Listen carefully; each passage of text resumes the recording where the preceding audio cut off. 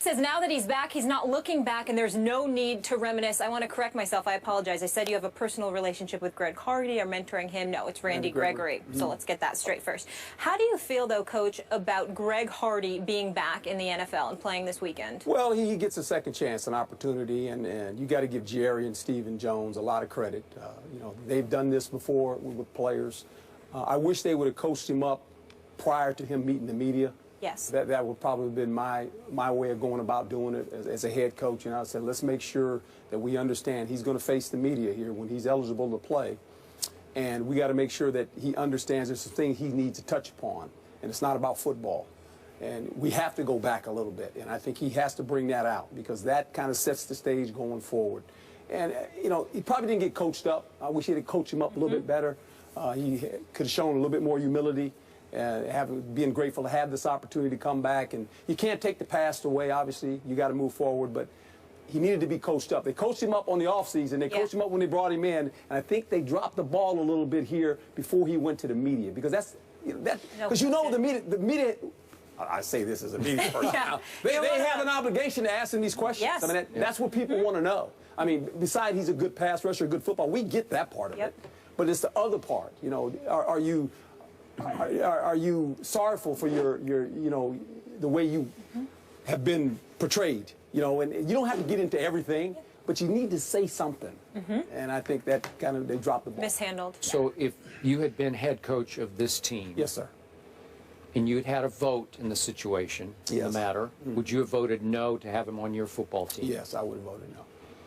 And what if your owner had said, gee, I just think we need him and I want to bring him in? You have no choice, well, right? If the owner says you bring him in, then I'm going to say I'm going to work with the guy. Okay. And I have no problem going forward. And if I know you... my personal opinion, this is what I was... Okay, that's good. I respect that. And if I know you, if you had Greg Hardy in your locker room and you knew this was going to be his first interview, you would have coached him up personally. Yes. Right? Yes, I'd have and brought said, him up hey, to my room. let's talk this out. Let's think this through. You'll probably get asked about X, Y, and Z. Now let's think about how to answer these questions. Yeah, and you know, I dealt with a guy, and you know him, Quincy Carter. We brought Quincy Carter in from the Dallas Cowboys. He was on the street, and Quincy had some issues. Yes, he did. And I told Quincy, here's the deal. Every Tuesday on the off day, you're going to come and you're going to sit with me in my office. We're going to spend an hour every Tuesday. And you got to be here every Tuesday. Off day, don't care about the off day. You come see me. We never talked about football. And we did that until he got ready, and then he actually played for us. Won 2 out of the 3 games. Yep. Chad went down. So, you know, that's me. Now, I'm not saying every coach has to do that, but I felt obligated, hey, I got to help this guy. Because if I can make him a better man, he's going to be a better football player. You think you helped a little bit? I think I did. And if you ask Quincy, he'll probably say that too. Yep. So, you know, that's kind of where it was for me personally. But every coach handles it different. I'm not saying my way is the best way. It's just the way I would have handled it. I really appreciate that. Stephen A. Conversation is a struggle for me, to be quite honest with you. I remember a few months ago when I was on the air and I was on my radio show and I was talking about how he got convicted via a bench trial in North Carolina. And somebody in the NFL, not the NFL league office, just one of the players, called me and said, Stephen A., I felt the same way. The thing that I can't escape is that he has adamantly stated his innocence. Even after the judge convicted him on a bench trial, he didn't exercise his right to appeal the decision and go to a jury trial, at which time, obviously, the alleged victim could not be found, and supposedly later on we heard that there was a settlement that was reached because the DA could not find her. According to what I heard, I think he's guilty of sin. According to what you heard, Skip, you think he's guilty of sin. I do. Evidently, Coach, one would surmise, based on your position, you believe he's guilty. That's fine. But if Greg Hardy doesn't believe he's guilty, we now have a problem. Because we have a problem because here is a guy that doesn't want to confront the issue and clearly has been coached to deflect and evade in a society where it's not going to be allowed. Whether it's via social media or the media members who are literally and officially in front of his face, who are covering the Dallas Cowboys every day, all day long, they're not going to let this go. They're not going to let Greg Hardy, and I can't believe he doesn't see this, they are not going to allow Greg Hardy to play the entire season, simply get sacks, and just move on and talk about football without ever addressing this. They won't let it happen. And if they have to get it, if they can't get it out of him, they're going to bombard Jason Garrett and the players, his teammates in that locker room, until they get something. Some level of contrition, some level of admission, some level of any kind of explanation as to what has happened.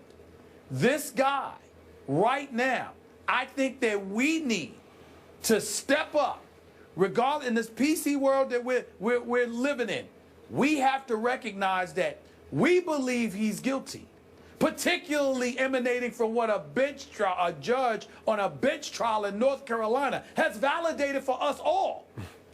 But this guy has said that he is innocent, and he has proclaimed his innocence, and he is acting like he has nothing to address. Somewhere along the way, somebody is going to have to deal with the reality that he believes along the way he didn't do something wrong. That's scary to me. It should be scary to us, no doubt. But it is a reality that we cannot escape. This guy clearly does not believe he did something wrong. You want to respond? No, you go. All right. Stephen A., thank you for what you just said. Can't tell you from my heart how much I agree with every word you just uttered. And I'm going to take it one step farther. Not only did he show zero remorse for what happened back in Carolina, clearly, he was so emboldened in his new role for his dream team, the Dallas Cowboys, lifelong dream of playing for my Dallas Cowboys. He was so emboldened, he had the audacity to use the phrase without flinching or any regret, I'm going to come out guns blazing, when we all know that his accuser testified that she was thrown onto a couch full of semi-automatic weapons. And he had the audacity, without a single ounce or flinch of regret, to talk about how attractive Tom Brady's wife is. Hope she comes to the game, hope she brings her sister and all of her friends.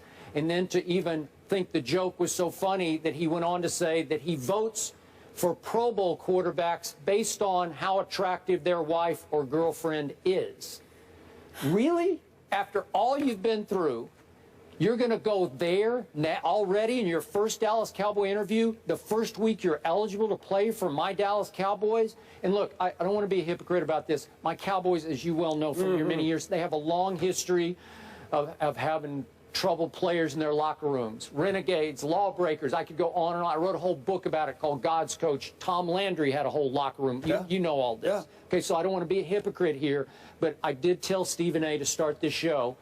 It made me ashamed, made me embarrassed, made it very difficult for me to root for my Cowboys this Sunday because I have to also root for him. And I was on the record, as Coach Herm said. I also said before Jerry signed him, I don't like it. I don't want him on my team. I think we will survive without him, and now it's almost like their season hinges upon the return of one Greg Hardy. You and Stephen A., you hit it, and I'll tell you this as we close this subject. I believe this. I've always lived my life this way. What we eventually do in the dark comes to the light. And so it'll all come to the light. No question. Sooner or later, it'll all come to the light. And as a woman, I really appreciate all your comments, remarks there, and your honesty. Thank you. Thank you. Herm, you're done. You're off the hot seat here, but you're moving on. We know you got a full day ahead. The Yankees, they're done too. One and done in the playoffs. Oh, that's too bad. Oh. That's too bad. So how much is A-Rod to blame for it? Oh, none. Stephen A., we know That's what Stephen he A's was going to team. do. That's the Yankees Stephen A's team. Yeah, it's Look, Stephen there he A's is. spot in New Man of the York. moment. Dallas Cowboys. We'll get into it next. Thanks, Coach. Thank you.